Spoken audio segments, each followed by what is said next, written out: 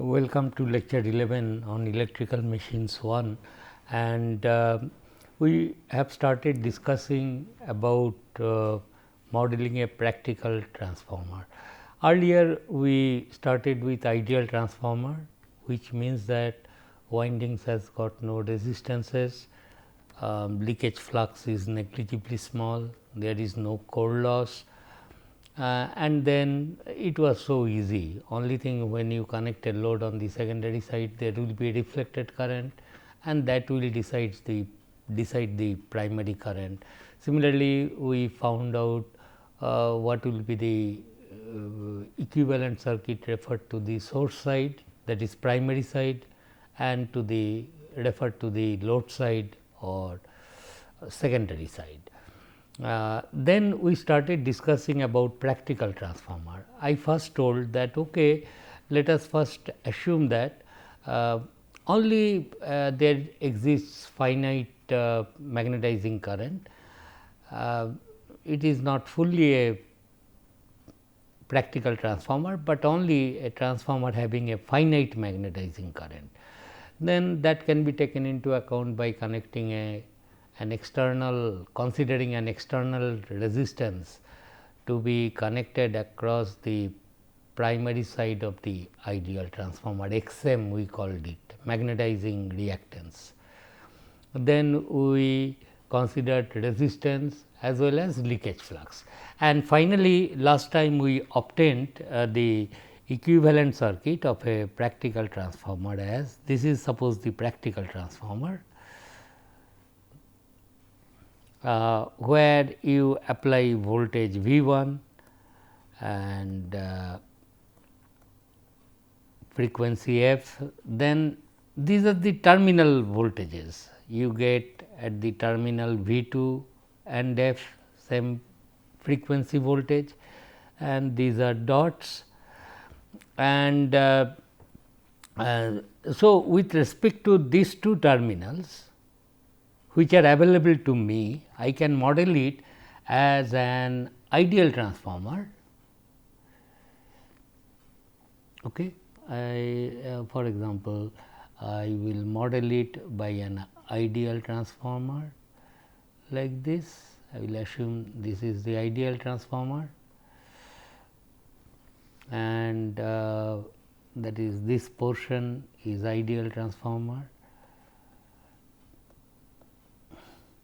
and then you have connected some resistance and leakage reactance primary,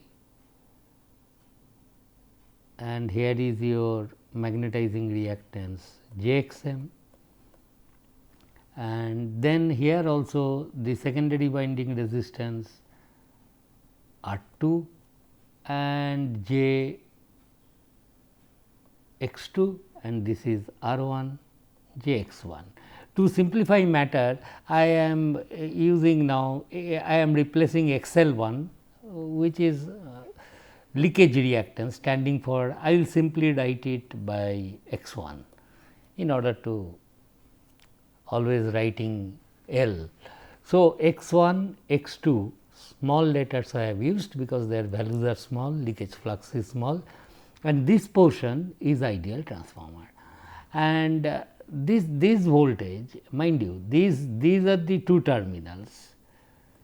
If you call it A, B, the terminals of the practical transformer C, D, then here is your A, here is your B, here is your C, here is your D, and within the transformer it can be then thought of as if there is an ideal transformer with these external parameters I have connected.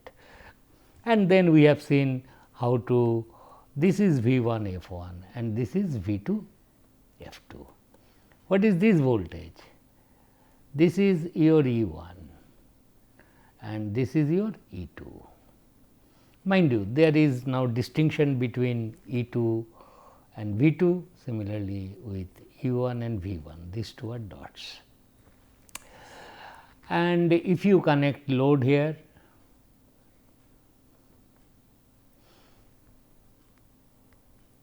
then this current is I 2 phasor current, this is Z 2, and if this ideal transformer we know if it carries current I 2 coming out from the dot, immediately on the primary of the ideal transformer, this is the primary of the ideal, I 2 dash will come, and this is magnetizing current I m.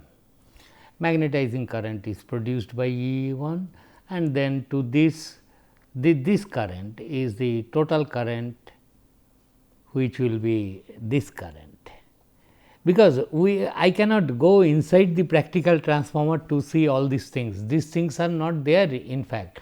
It is my way of modeling so that everything matches, it predicts correctly. So, this is I 1, this is I 2 dash, this is I m, and this is your I 2. And then we drew the phasor diagram, which I am not once again drawing. Now, only one thing is now left for the which exists in a practical transformer, but we have not taken note of that. That is called the core loss. Core loss. And core loss has two components. One is called eddy current loss,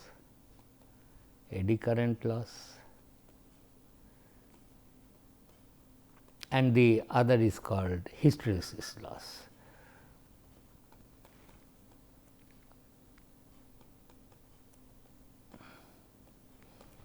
We will first see why there will be eddy current loss and why there will be hysteresis loss. We try to understand on what factors these losses depend, and then how to take that loss into account by incorporating a resistance in this equivalent circuit.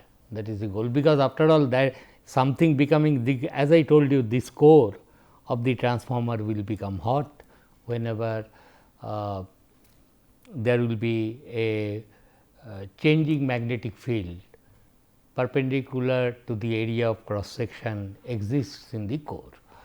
So, this will be the topic of study today. So, first we take the case of eddy current loss. Okay?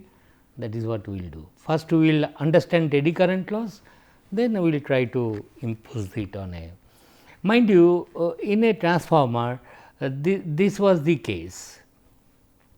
Here is the magnetic material.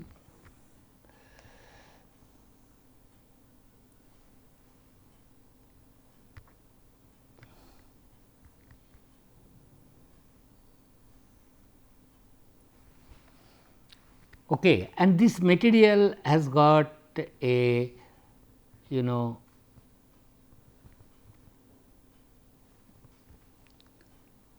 a depth in 3 dimension I am trying to draw. This is the core material, okay, and there will be coils here. It goes like this, I am so sorry.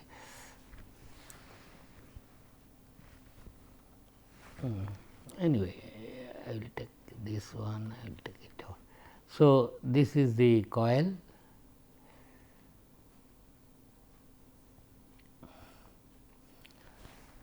and here we are connecting an AC source, that is the thing. Secondary coil I am not drawing to begin with. Acha, if this is excited from an AC voltage source V 1 with frequency f, then we know there will be current drawn from the supply, which will be flowing like this. Of course, this current will be time varying current, lagging approximately the voltage by 90 degree and so on. But nonetheless, there will be fluxes produced in the core, that is phi t, that too will be time varying. Okay. And the cross sectional area of the core is a rectangle, that is these areas.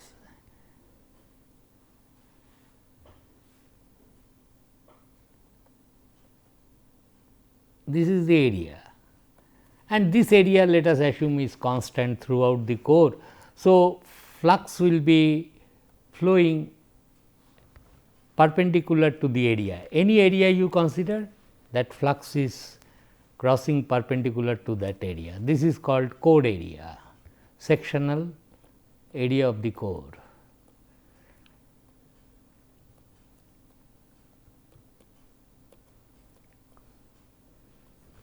This is the thing.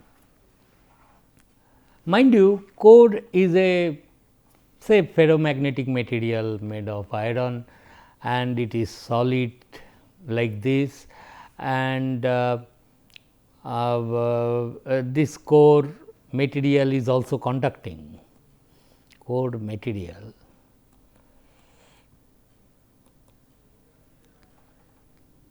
can conduct electricity, because iron not a good material like your copper, but it also carries current, it can allow current to flow. Core material can conduct current. Okay. Core material means say iron or ferromagnetic material. So, they are good conductor of electricity. Now, if you look at this cross sectional area, the left hand column, I will draw it separately in this way. This is the sectional area, and here is this side I am drawing, understand. This is the thing. What I told, through this flux lines are coming now, many flux lines. See, these are B or phi. B is also function of time, because phi t is after all B t into the cross sectional area A. This is the cross sectional area. Now, so there is a time varying flux. Sometimes flux will go left hand side. Incidentally, this vertical part of this core material, they are called limb. This is also limb, and these horizontal portions are called yoke. Okay. So, in the limbs, this is the left limb I have drawn, and this winding I am not drawing, it is there. So, I have cut it and trying to figure out what is happening, how flux lines are flowing perpendicular to this cross sectional area. So, this area is here, I have got this sectional area, got the idea. So, this is this. Now, the moment there is a time varying flux, we know that if you have a closed turn, suppose a rectangular turn, you imagine, okay, and there is a perpendicular to this, there is a time varying flux phi t. Suppose a single turn you consider, single turn of conducting material, single turn, and suppose you have a time varying flux perpendicular to its area. Then there will be induced voltage in this turn. What will be the value of this induced voltage? Number of turns, that is 1, suppose single turn, into d phi dt.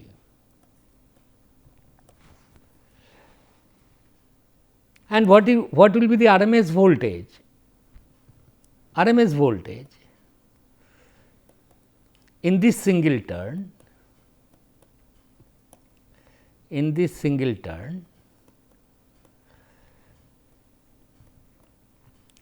will be equal to root 2 pi f phi max. Instead of n 1, it is 1. See, this turn is not this turn which makes the coil. What I am telling, I am just considering a separate problem altogether. Suppose there is a single turn like this and you have a induced volt flux which is crossing this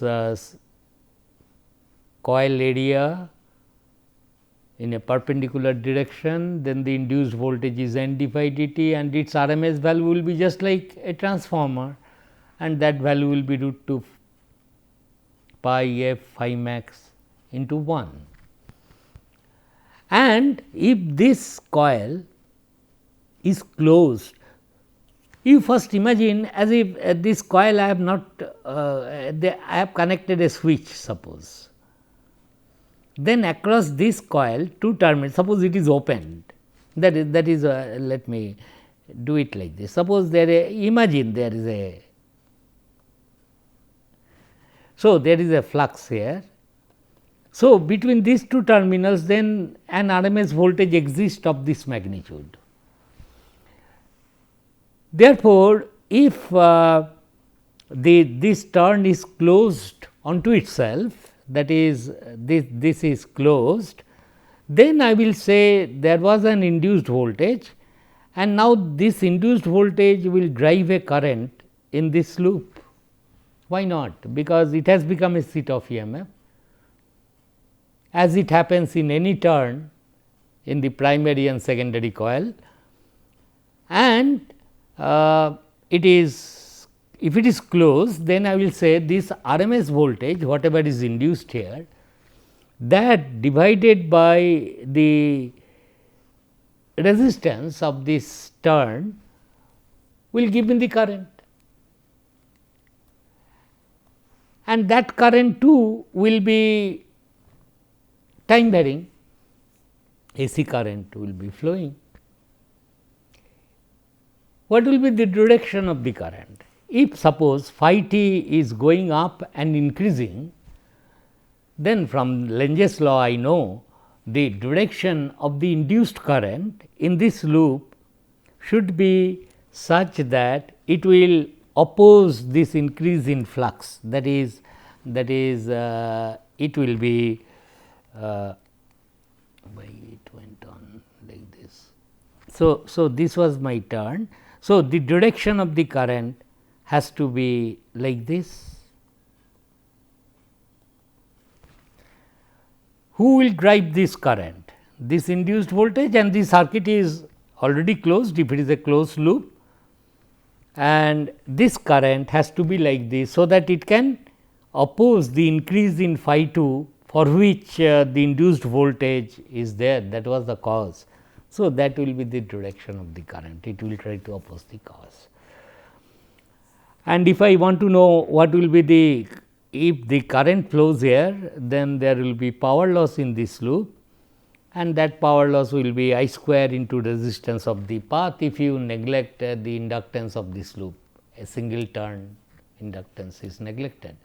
In fact, to be very correct, I should say induced voltage divided by the impedance of the turn, that decides the current, but I am telling neglect the inductance of this coil.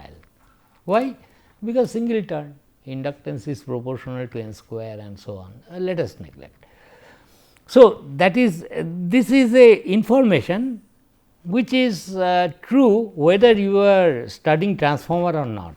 The problem I have stated here, a single rectangular turns, and let us imagine there is a time varying flux going up and down crossing this coil, then there will be RMS voltage induced single turn, that is why n is 1, and this voltage will drive a current, but direction of the current is you have to apply Lenge's law, arguing that let us imagine that flux is suppose increasing in the upward direction, then the current induced in this loop, that is this current must flow in this direction, so that it will try to oppose the very cause for which it is due, that is the Lenge's law.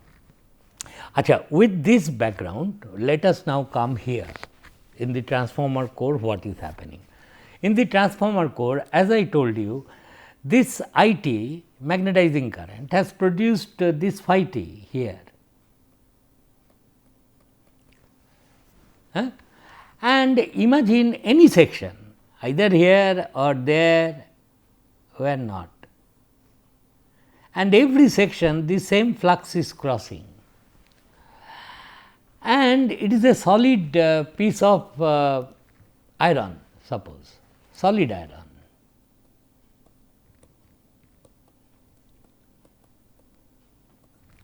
Now, the question is where this fits this thing here.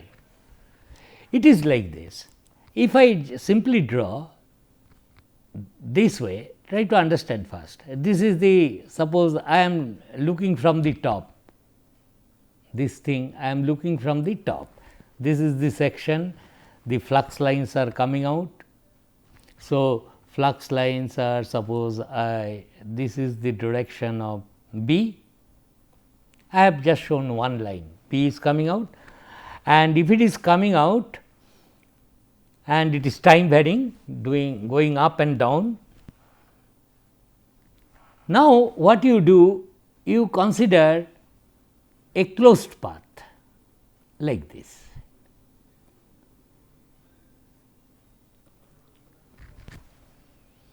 So, this closed path, I can imagine, oh, there is a single turn here, through which there is a time varying flux like this.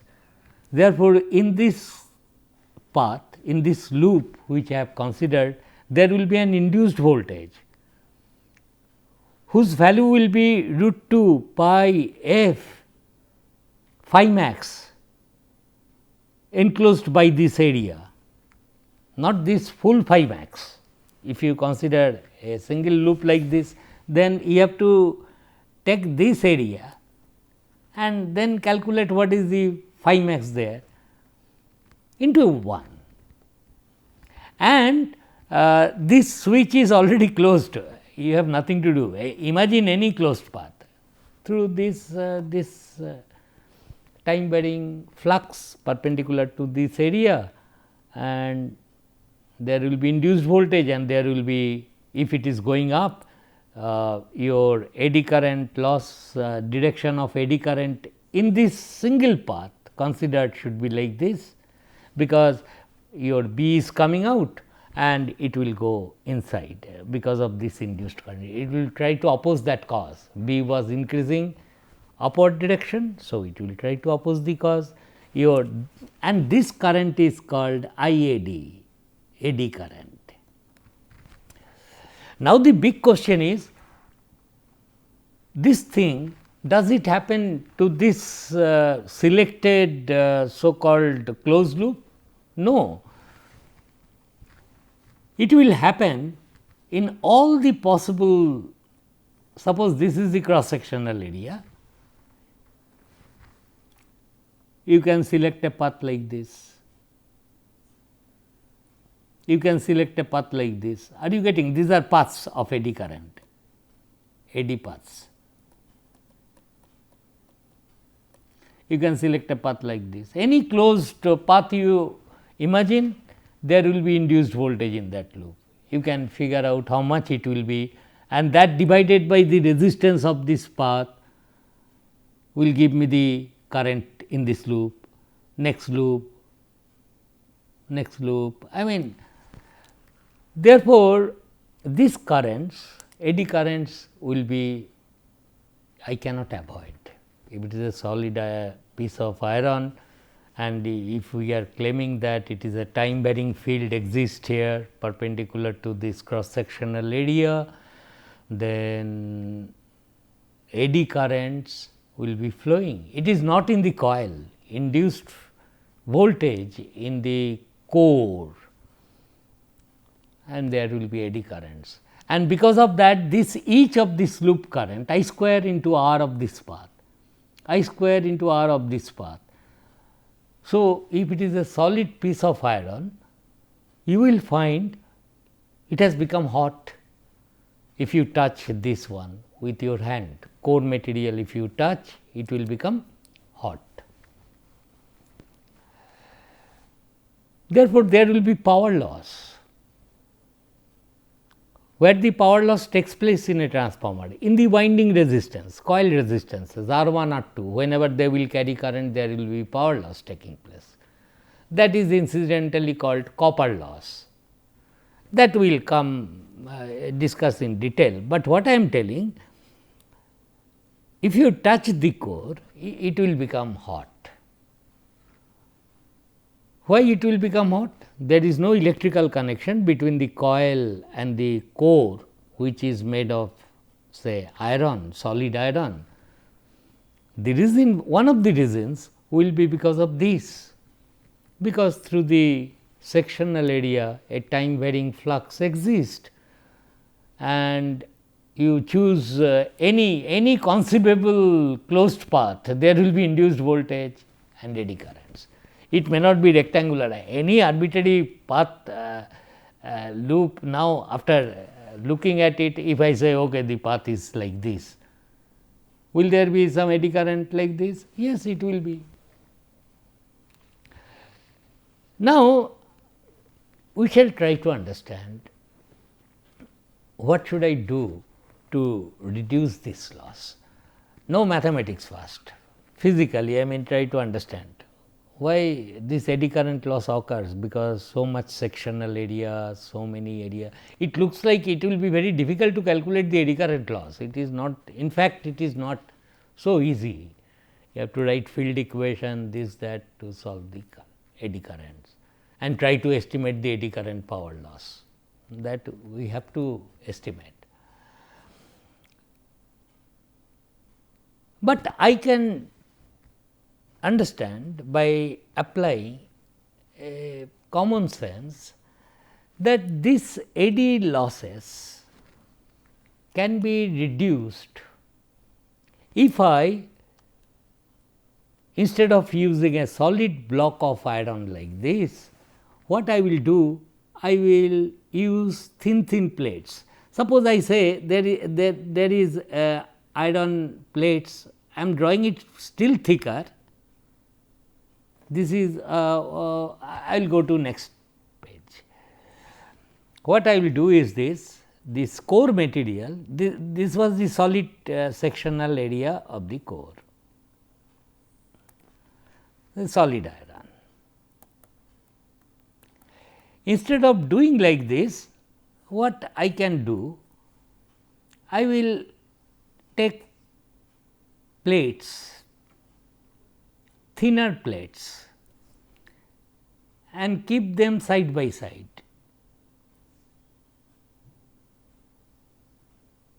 Thin plates.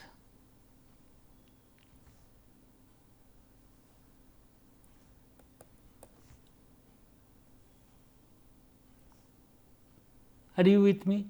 That is, the plates are like this.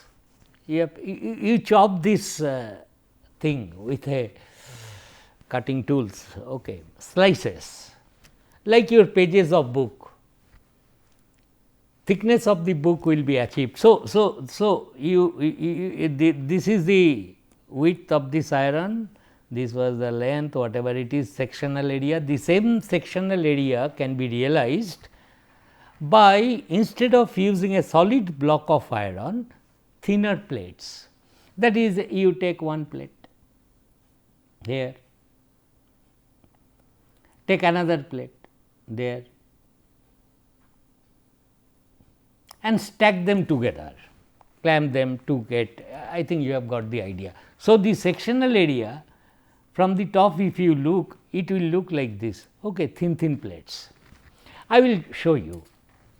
Suppose this is a thinner plates like this, magnetic circuit, they are able to see now, thinner plates. You iron plates and you put another like this. I have brought only two, you can put several such plates to have a height here, that is the width of this magnetic circuit, this portion. So, many thinner plates you use of small thicknesses and stack them together instead of using a solid iron. But then Not only that, also what you do, that is very important step.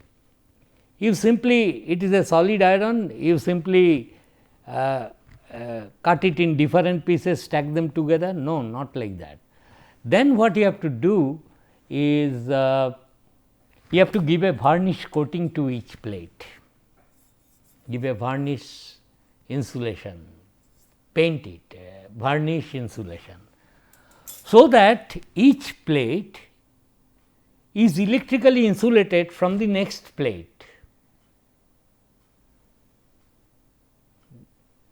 Although they are side by side kept like this, this is one plate, this is another plate. You place it, but between these two plates there will be no current can flow, because this plate is insulated from this plate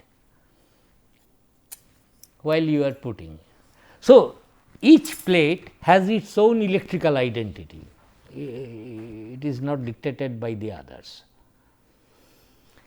So, this one, this length, and this is the width. Suppose this is the length, this is the width of this area, this is the width. I can realize that one like this, that area will be realized, and I kept several thin plates together. And then where is your coil? In this previous diagram, if you see, okay, where is the coil? If I draw it like this, the sectional view, where is the coil? Coil must be shown here. This coil, if you look from the top, this is this one. So, coil was here, is not coil. I think you have got the idea. This coil, this primary coil, it should be shown around, it creates flux like that. Anyway, so this will be the RMS induced voltage. Where that fellow has gone? Next page. This was the thing. Therefore, the coil is here, still total flux phi max is primarily decided, as you know, is V 1 by root 2 pi f n 1, is not approximately, at least this is phi max if you give. So, phi max is perpendicular to this sectional area. Coil is here, which has created this phi max sin omega t, and it was doing like this. Here also phi max was in this direction, here also phi max in this direction. Okay. Now, what is the motivation of using this number of plates? Motivation is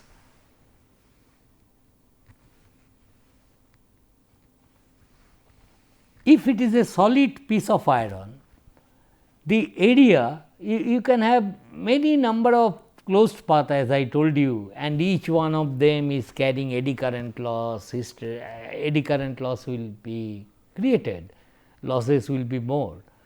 So, by common sense, then it looks like instead of using a solid block of iron, I will now do it on this page, so that you appreciate the point.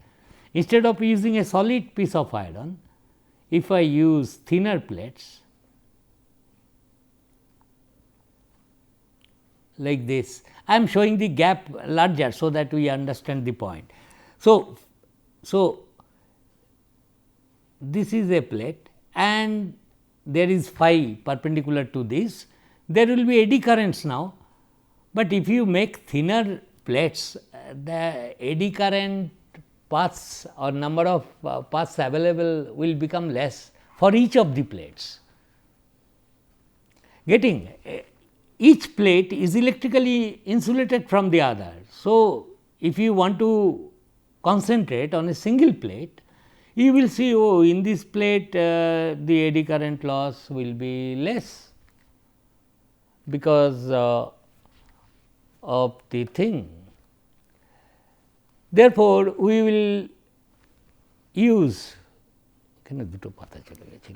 these plates to make instead of using a solid iron, better use thin plates, thin insulated plates.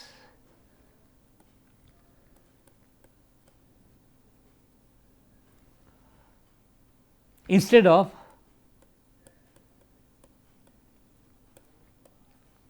solid iron, it will lessen that thing very much, because each plate is electrically insulated from each other and eddy current will, in fact, if I say this thickness of each plate is so small, you will not find any eddy path existing. Of course, that is not the case. We will discuss it in the next class. This is interesting and try to understand. Our goal will be to find out an approximate expression of this eddy current loss and what factors it depends. Thank you.